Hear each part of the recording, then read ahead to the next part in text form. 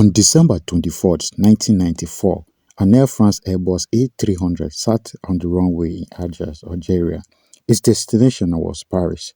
Its passengers were families, travelers and crew members expecting a routine holiday flight. But for the next 54 hours, that aircraft would become the center of one of the most dangerous aviation crises in history, a hijacking that authorities later revealed was not just about ransom, but mass destruction. Flight 8969 was scheduled to depart Algiers for Paris on Christmas Eve. Shortly after boarding began, four armed Islamic militants gained access to the aircraft. They were members of the Armed Islamic Group, an extremist organization active during Algeria's brutal civil conflict in the 1990s. Disguised as police officers, they boarded the plane without raising suspicion. Minutes later, the illusion collapsed. The militants announced they had taken control of the aircraft. Passengers were ordered to stay calm, the cockpit was seized, and the plane never left the ground. The hijackers made their intentions clear. They demanded the release of imprisoned militants and instead the aircraft be allowed to fly to Paris.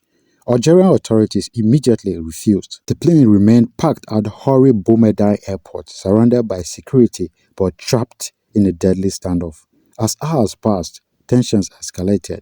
To prove they were serious, the hijackers began executing passengers, acts meant to pressure the government and show they were willing to go further. Negotiations stalled, fear spread through the cabin, and the clock kept ticking.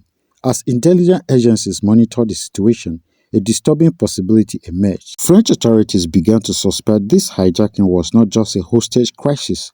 Evidence suggested the militants intended to crash the aircraft into Paris, possibly targeting major landmarks and a densely populated area. This was 7 years before 9/11, and yet the concept of using a commercial airliner as a weapon was already terrifying. France could not allow the plane reach Paris, and the Algerian government did not want to allow a foreign intervention on its soil. The standoff continued. After more than 36 hours, Algeria allowed the aircraft to leave, but not to Paris. Instead, it was permitted to fly to Marseille for refueling. In reality, it was a calculated move. France's counter-terror unit, the GIGN, was now preparing for an operation that would decide everything. As the plane landed in Marseille, commandos quietly positioned themselves around the aircraft. Snipers took aim. Assault teams rehearsed.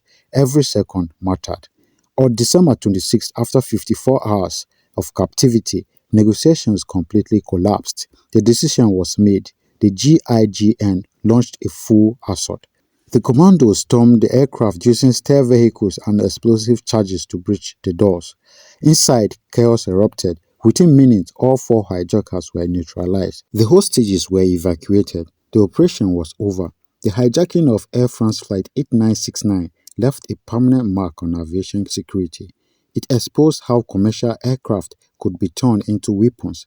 It reshaped counter-terrorism strategies, and it validated rapid armed intervention as a last resort.